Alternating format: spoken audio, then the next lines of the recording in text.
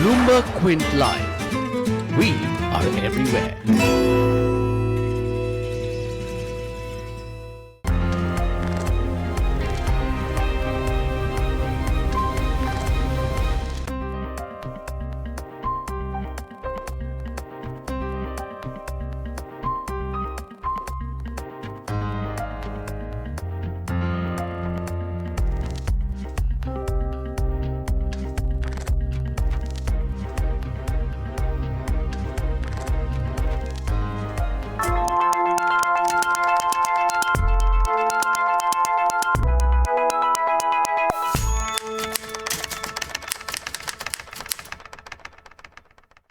My task this evening is not easy, and that befits the man we honor today.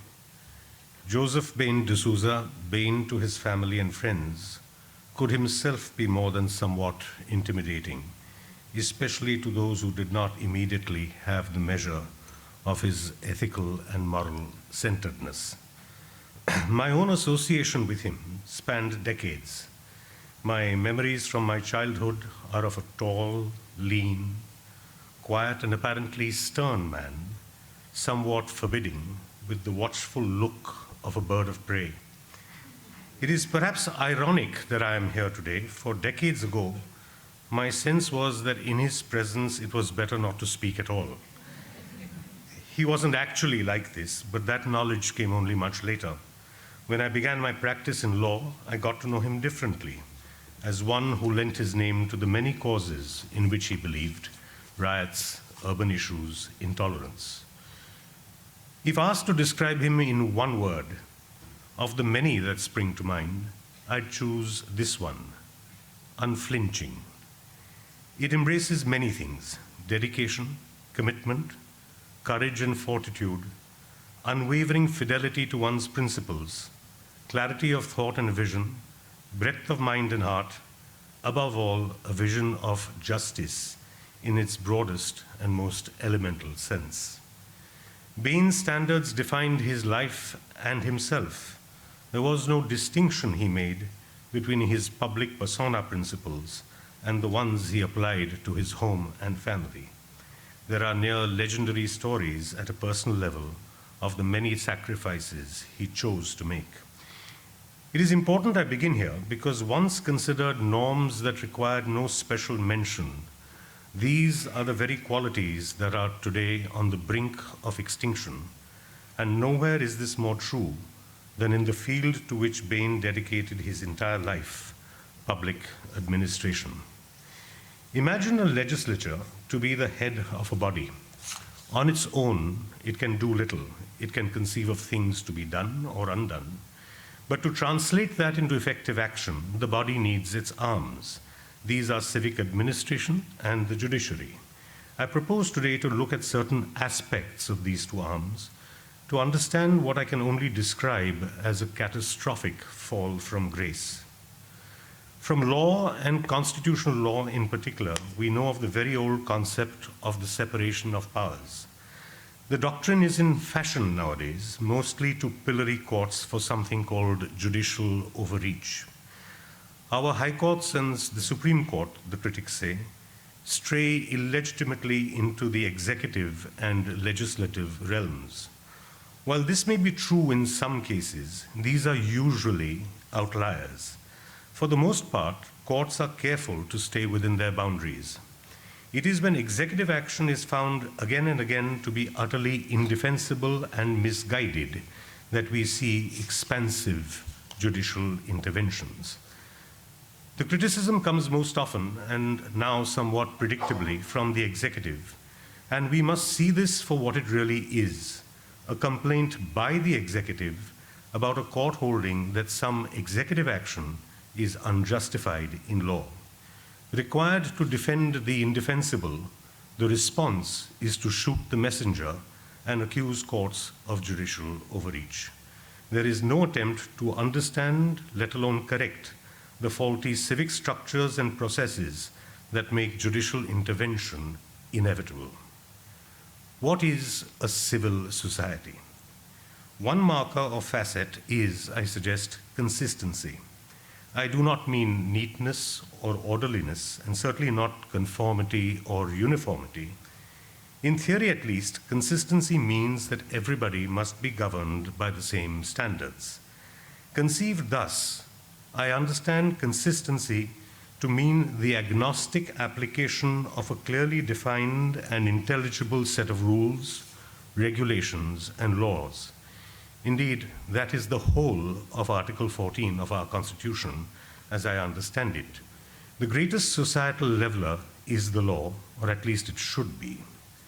As our laws have become more complex, as our lives have become more complex, so laws have proliferated, now invading the most intimate interstices of daily life: food, entertainment, education, health, travel, communication. All of it is in some sense regulated. Yet many of these laws are abominably drafted. They are anything but clear. And that is the first failure. Bad laws make for bad governance. An even-handed application is, alas, also not what we see in India very much. Indeed, we see it very little. There are always those who get away with it.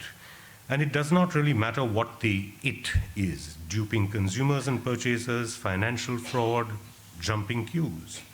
We find ourselves admiring countries to our west and to our east for being so very law-abiding. Why are we so impatient with our laws?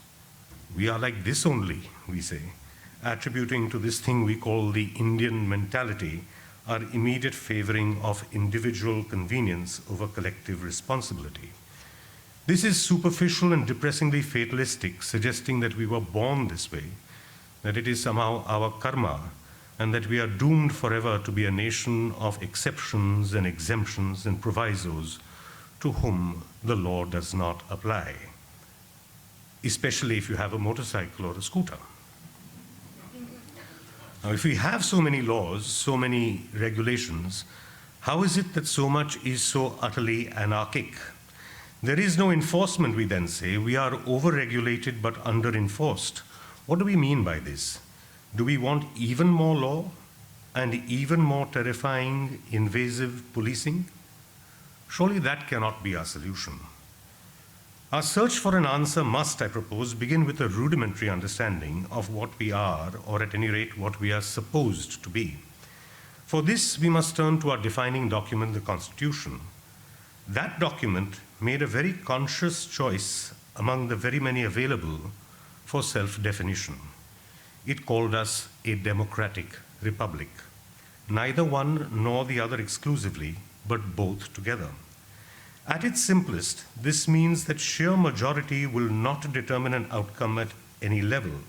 It is the law, a body of rules, structures, regulations, and norms that are determinative. I read somewhere of this marvelous distinction.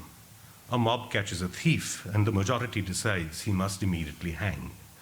That is the democratic voice, the voice of the demos. But in society governed by the res publica, the public thing or matter, is a form of government in which the nation's state lies outside private concerns. So in our thief example, when a mob catches a thief, the sheriff, an emissary of the law, rides in, arrests him, and takes him away from the mob that would have hanged him there and then, and takes him where? To a court to stand trial according to the law of the land. This, therefore, accords primacy in our society to this thing we call the rule of law. It is central to the notion of a republic, and while definitions vary, the simplest is perhaps the best. The law rules. No one is above it. All are accountable to it and under it. And that includes the state, which has no power outside the constitutional framework to affect the fundamental rights guaranteed by the Constitution. To ensure this, our most powerful tool is judicial oversight, and that in turn posits access to courts. In a country as apparently chaotic as ours, where individual liberty seems to have become some sort of elitist side salad, the broader overarching principle of accountability requires a closer look. There is first the accountability of the individual to the law, and second, the accountability of the enforcers in the implementation of the law. The individual must be answerable to the law for his daily conduct. The state must be answerable to the law for the manner of its enforcement.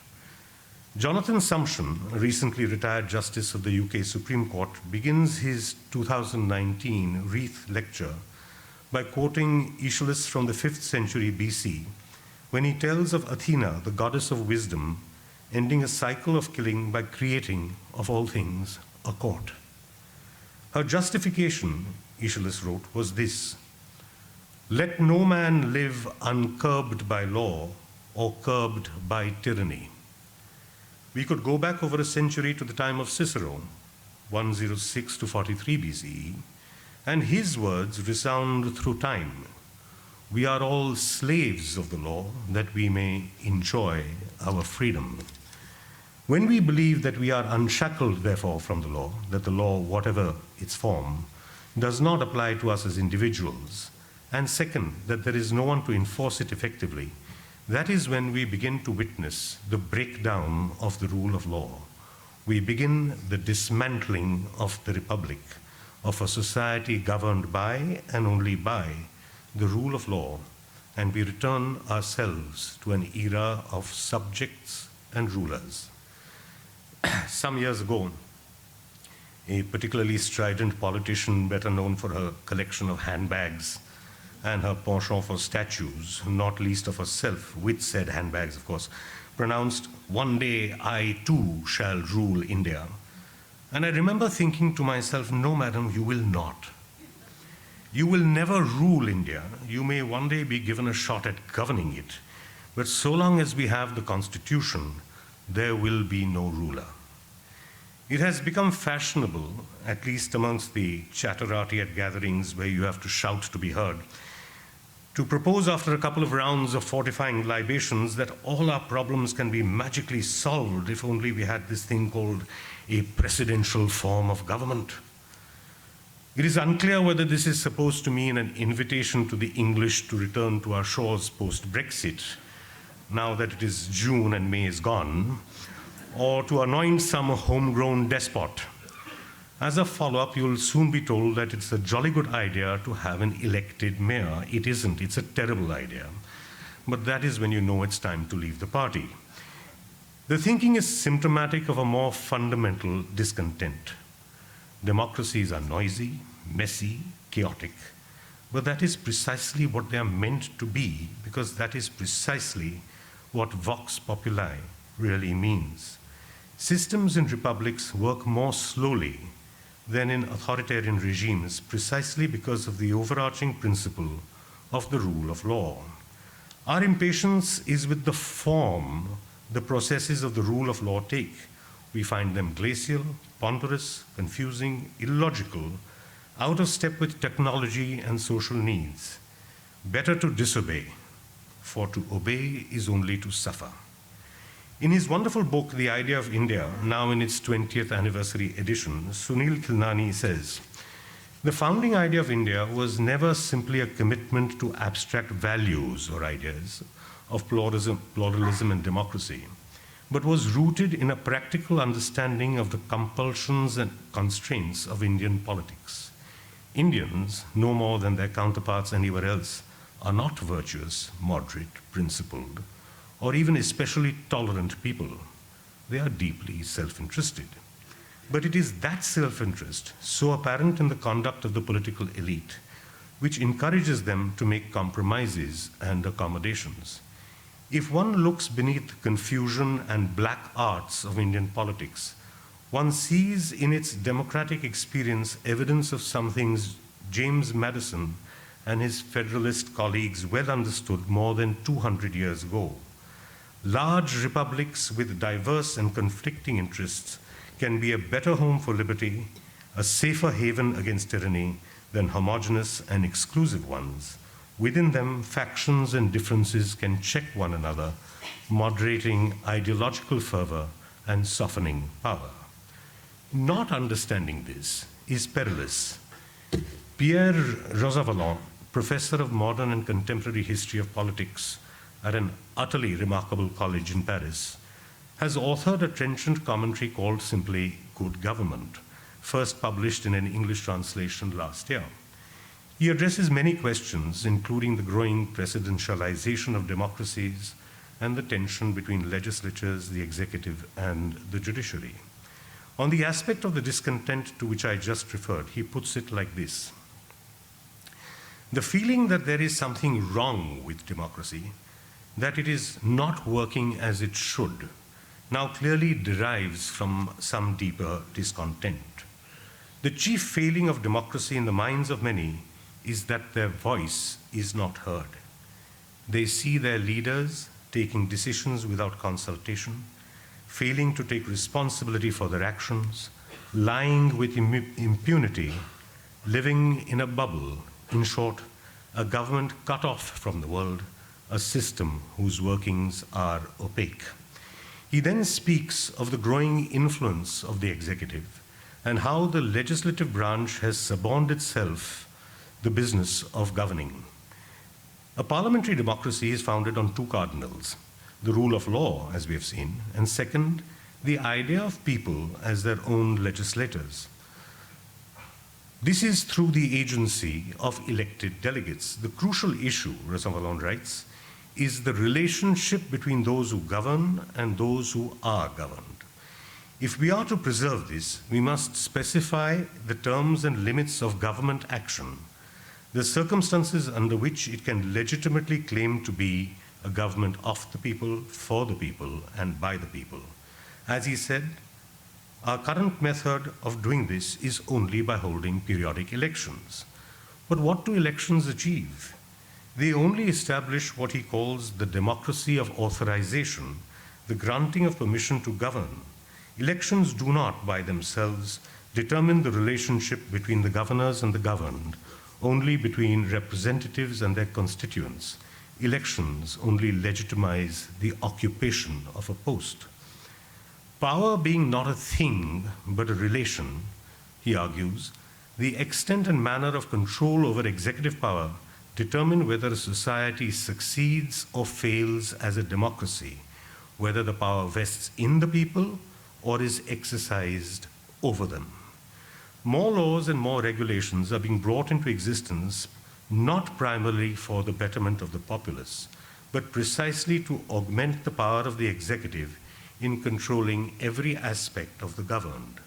When legislatures succumb to demands for expanding executive control, that is to say, by arming executive by more apparent lawful authority, this is an assault on democracy. We have an increasingly illiberal society. We have bad government.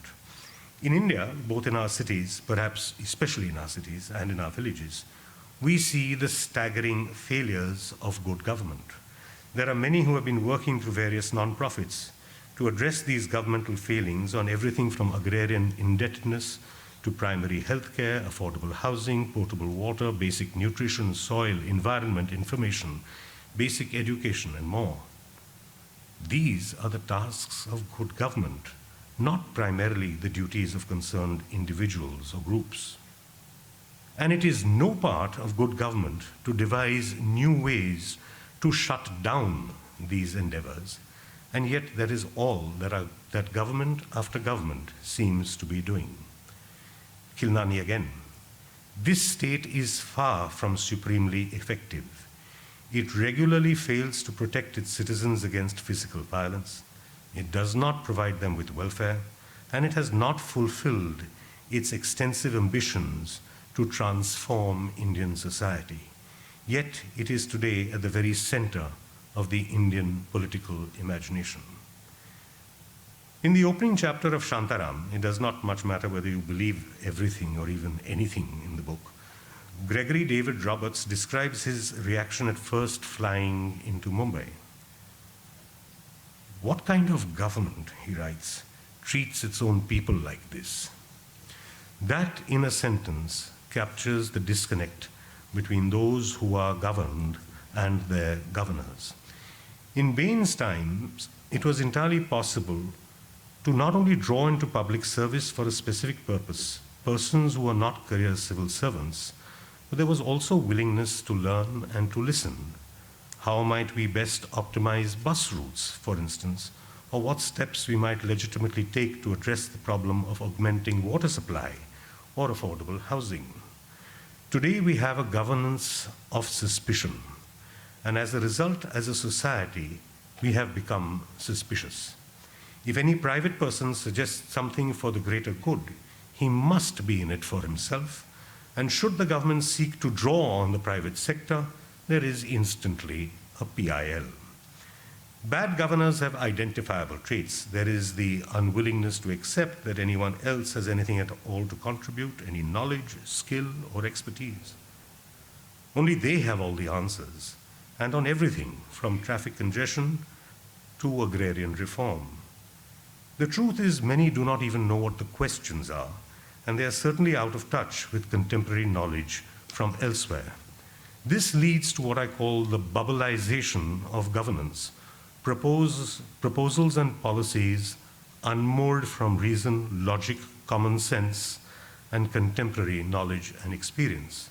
Nothing else can explain the completely madcap proposals we see emanating one after the other from Mantralaya in the name of development. Should we propose an interlinking of all of the nation's rivers? Of course.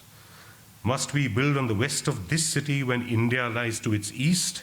Yes. Should we allow a thermal power plant in an ecological sensitive area known for its fruit orchards? Certainly.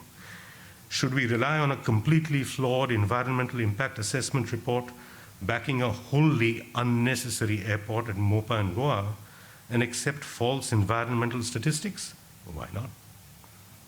On this last, it is no longer surprising that an executive authority dared to defend such false and procured reports before the highest courts. Justice Chandrachud's remarkable decision is worth reading for his deft unmasking of executive venality and duplicity. This gives us some idea of just how far uncontrolled executive action has traveled. The second trait is an increasingly brazen, self-aggrandizing, demanding and receiving under threat of punitive action all manner of private favors and privileges. In that sense, we are truly a growing economy. What began with small bribes has now realized its full form of vast economic and direct monetary benefits.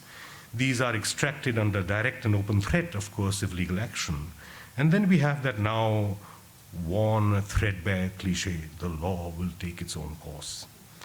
There are demands of every kind, from outright bribes by tax inspectors to a going rate per square foot for planning authorities, even demands for club memberships for fear of unleashing inspections of harassment, refusals of legitimate permissions, and even taking away land.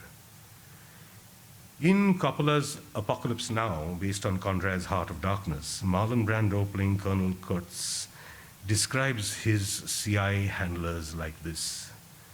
These nabobs, he says. This is an Anglo-Indian word from the Urdu Nawab, possibly from the Portuguese Nababo, and Nawabs were governors or officials in Mughal times. The word has been used since the 1600s to mean persons who acquired quick riches abroad, usually India, of course, and returned as men of power and influence, often buying their way into parliament. They were known to have agents and touts, persons who took bribes for them. If that has a ring of familiarity, it should. A necessary adjunct to this use of power is the deployment of regulations and laws to curtail freedoms. You cannot make your extractions unless you have this armory at your disposal, and executive action succeeds primarily because it uses legislation to give itself very wide powers. We live in an age of censorship. What we read, see, say, communicate, even what we eat and where and what we drink are all now subject to regulation. But go back to Rousseau's enunciation of the second pillar of democracy, of the governed legislating for itself. We have not sought any of these regulations. We have not specifically voted on them. There is no system that allows us to do this. We have entrusted all regulation to elected representatives, but increasingly these laws are not driven by what the demos wants, but solely by what the executive demands. I agree we need a law to prevent anyone from drinking and driving, but do we need a non-elected governor to decide the limits of how much alcohol we can keep at home? Do we really need a license or a permit to drink, one that perpetuates the falsehood that we need alcohol for health and medicinal purposes? C.K. Daftari once famously said that a republic without a pub is merely a relic. That may have been said lightheartedly, but as always, there is a Latin maxim for it. In joco veritas, in jest, there is truth. The one area in which civil society pushed back and got a legislation of its own asking was the right to information law. This was not driven by some great legislative or executive inspiration, far from it. It was bitterly opposed.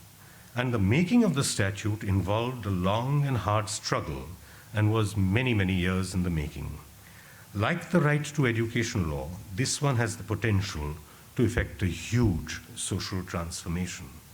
It is not just a demand for data, it is a demand for accountability. And it has, for that reason, been subjected repeatedly to attempts to warp it out of shape, to render it wholly toothless. Exception follows exemption. Section 8.1 of the RTI Act has not 1, but 10 exemptions from disclosure. Some are justified. But what is one to make of item D, which saves from disclosure information including commercial confidence, trade secrets, or intellectual property, the disclosure of which would harm the competitive position of a third party unless the competent authority is satisfied that the larger public interest warrants the disclosure of such information? This makes no sense whatsoever. What on earth is commercial confidence? I recently found out. When a flat purchaser asks for a copy of a building completion or occupation certificate, that is, I was told, commercial confidence. Under the RTI Act, information is sought from a public body. What government is ever in possession of a private party's trade secret? Between two private contracting parties, this may be understandable, and this has nothing to do with the defense of the realm that is separately provisioned. Once information passes to government as required by law, then surely it must be accessible to everyone governed by law. At a practical level too, it is meaningless. As we know, for every Alexander with a trade secret, there is a government department that is porous. Sorry, I apologize. Couldn't resist that. Executive authoritarianism is also marked by its resistance to judicial review. This is the one vital check on administrative excess. It is a very old concept, going back to the time of the American case of Marbury versus Madison, and the law in India too is well settled. The persistent endeavor, again by the executive through legislation, is to limit the space occupied by judicial review. The thinking is simple. If you narrowly define the boundaries of judicial review, you are at liberty to act as you like beyond them. There is then no check on you. This is attempted in two ways. First, by setting up specialized tribunals, ostensibly for greater efficiency, so far a spectacularly unsuccessful experiment.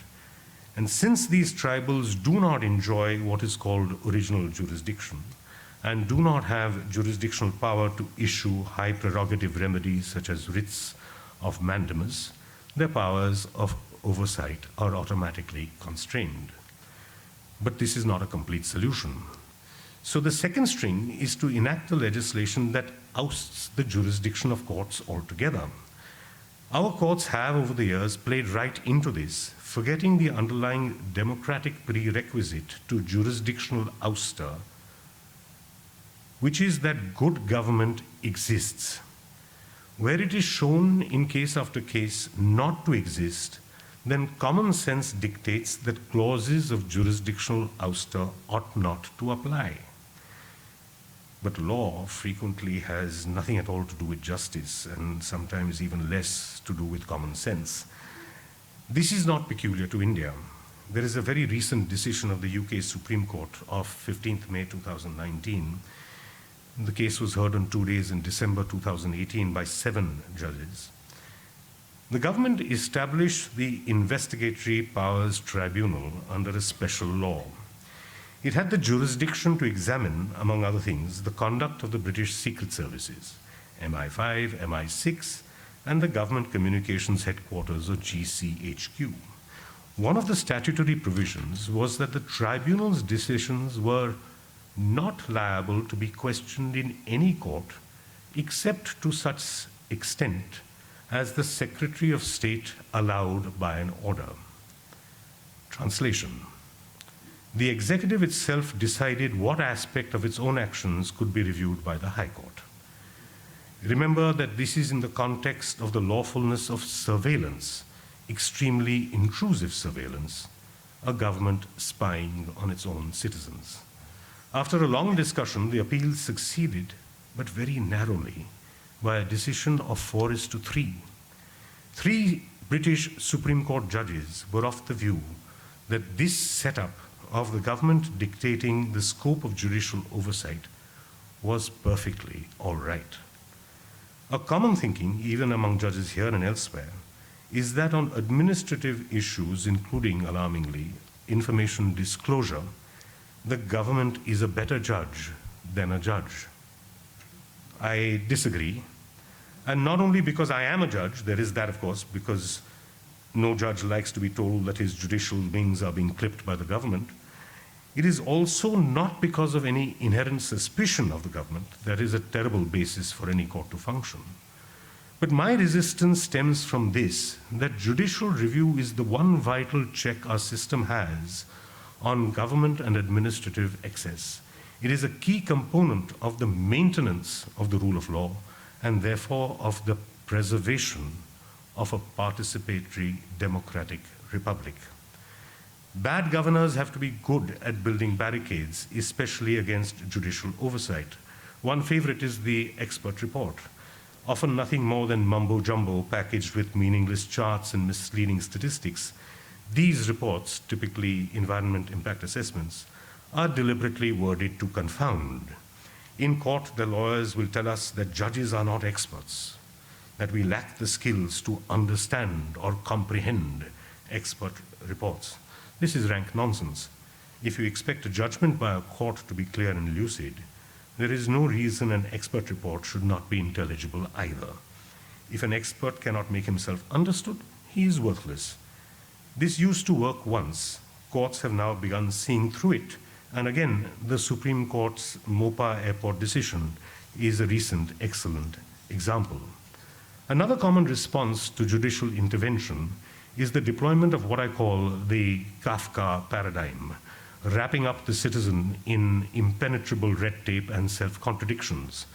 This is the use of law to blindside citizens, and bad administrators use this remarkably well.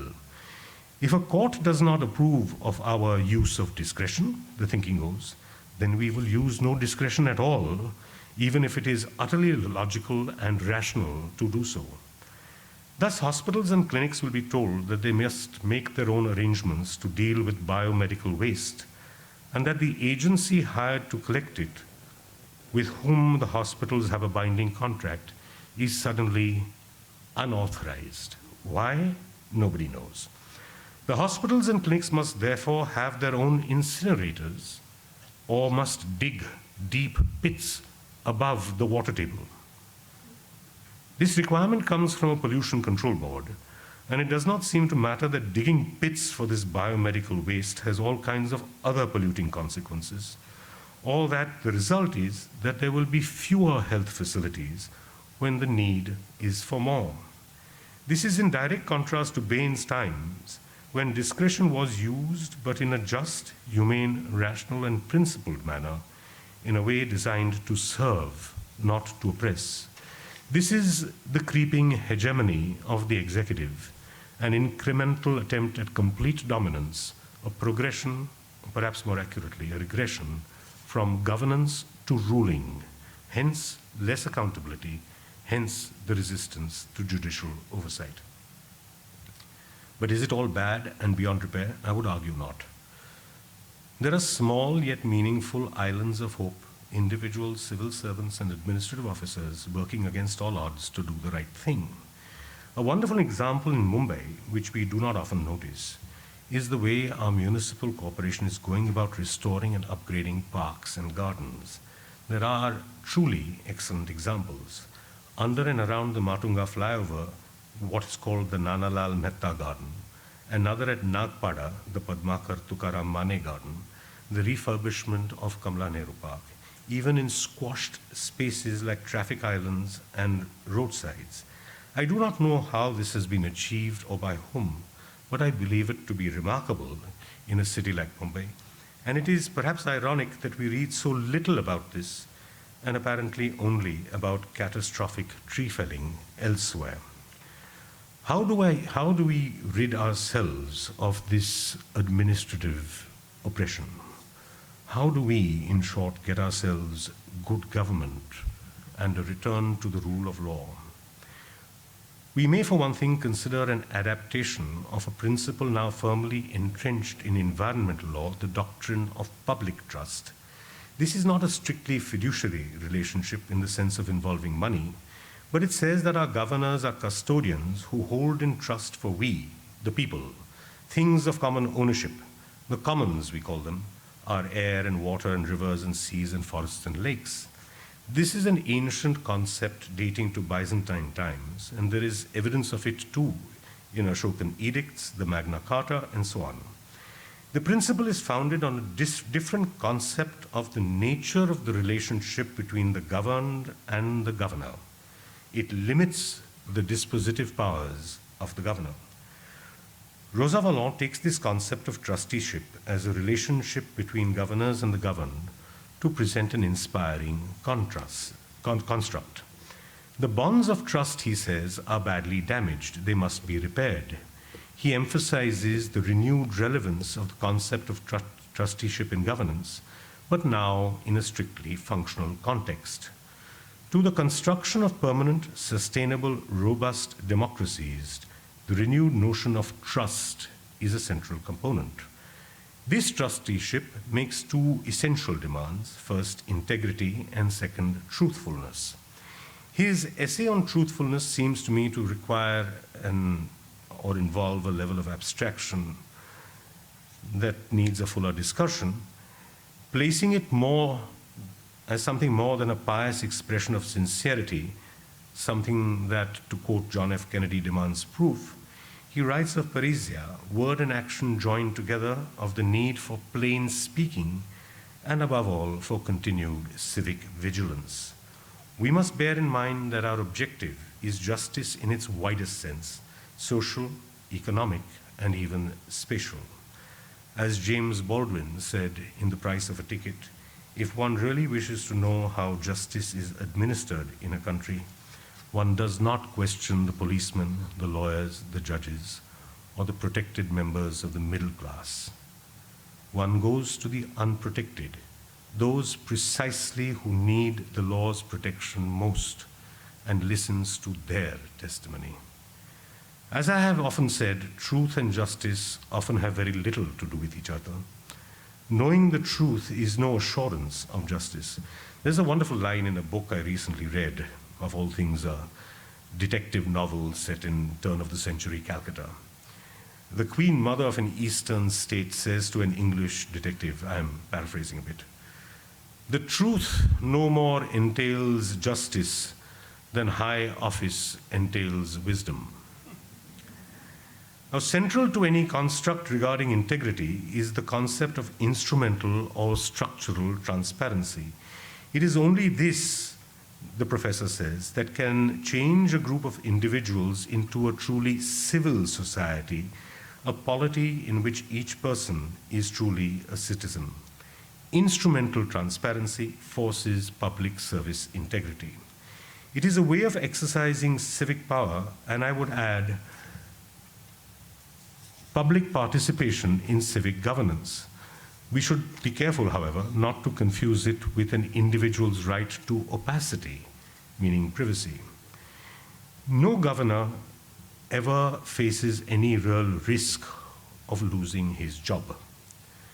One of the most implacable enemies of good government is guaranteed government job security. Bad government is without adverse consequence. The only consequence built into the system is of rewards and promotions, and this too has to change. There must be a real prospect of losing a job and all that goes with it, a certainty of doom. This must be delinked from corruption and tied to performance.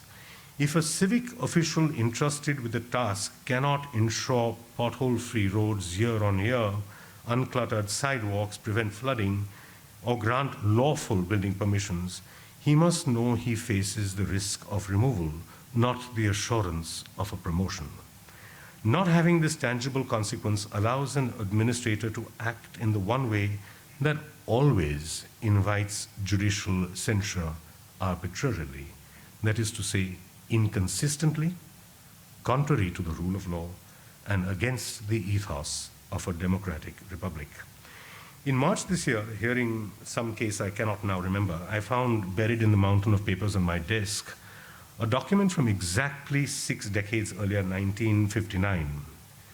It was a lease signed by the then collector of Bombay, one J.B. D'Souza, IAS. It was an utterly routine document. One of 2 such I have recently been privileged to see. The other was an even older lease signed by my father's father when he was municipal commissioner. The 1959 lease Bain signed had a routine renewal clause. I believe he would have been mortified by what the present administration was seeking to do to that formal and legally binding document. It sought to disown the renewal clause altogether. To say that the government acts in the public interest is not a presumption. It is an inescapable truth because no legitimate government can act in any other way. For this reason, statutes that say that a government may do such and such a thing if it deems expedient in the public interest are vapid. How else, except in the public interest, I ask, can any government ever act?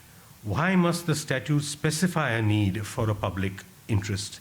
Is there some larger or higher public interest? What might that be?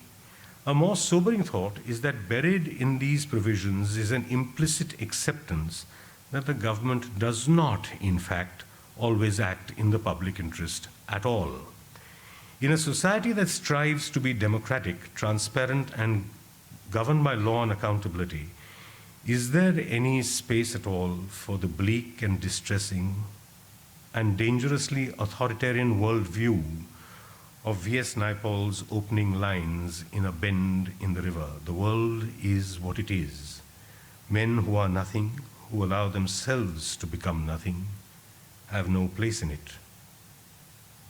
The purpose of every functional democratic republic is precisely the reverse.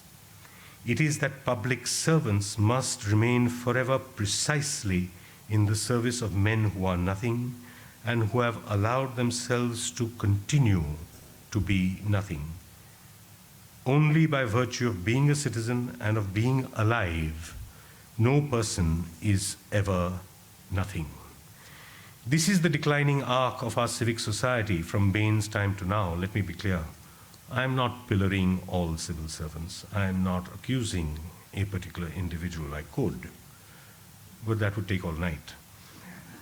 I comment on patterns of conduct that are increasingly the norm. I also do not subscribe to the theory that our civil servants are especially unintelligent or particularly incompetent. They are no more so than persons anywhere else. What seems like incompetence is actually the expansion and consolidation of executive power. To put it bluntly, this country is now being run by bureaucrats.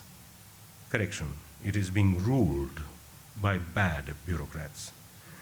This will not change unless we have more and more persons from civil society willing to enter public service, clear in their minds that in being a public servant, the emphasis is always, first and last, on being a servant. What we need is more Bain D'Souza's. Ultimately, as we have seen, the primary responsibility to constantly check administrative action is that of civil society. And it is not a duty it is open to us to abdicate. The loudest complaints come, I find, precisely from those unwilling to step up to the plate. This is why we so often hear that plaintiff wail, they should do something about it. Who precisely is they? And why is it never we or us? It would be interesting, for instance, to know how many graduates of this city's several elite public schools have chosen public service. So whose government is it anyway? Who do our non-elected administrators serve? It does not seem to be the people. It is not even elected politicians, for, at least in theory, there is a go-around every 5 years. Who then? The answer is plain and does not need spelling out. These bad governors are our modern-day equivalents of Mephistopheles, and they occupy spaces in the very secretariats and mantralayas that were once used by true public servants like Bain. The name Mephistopheles has ancient origins from Hebrew and Greek. Scatterer, disperser, plasterer of lies, and especially this, not light-loving. More popularly, the name is associated with the Faust legend from German folklore. Faust makes a bargain with the devil at the price of his soul. Mephisto is the agent of the devil. There is a famous wooden double sculpture from the 19th century. On one side is a haughty Mephisto, French bearded and goateed, his chin arrogantly high, a sly smile on his face, his chest puffed out. The other side is Margareta, a lady we see reflected in a large mirror with an ornate frame behind the sculpture. She stands with her head bowed in apparent defeat and submission. As we approach, we see Mephisto, and then in the mirror's reflection, we see Margareta and ourselves. That sculpture is not in some distant museum. It is right next door in the Salarjung Museum in Hyderabad. Our Mephistos are obviously much closer than we imagine. Thank you.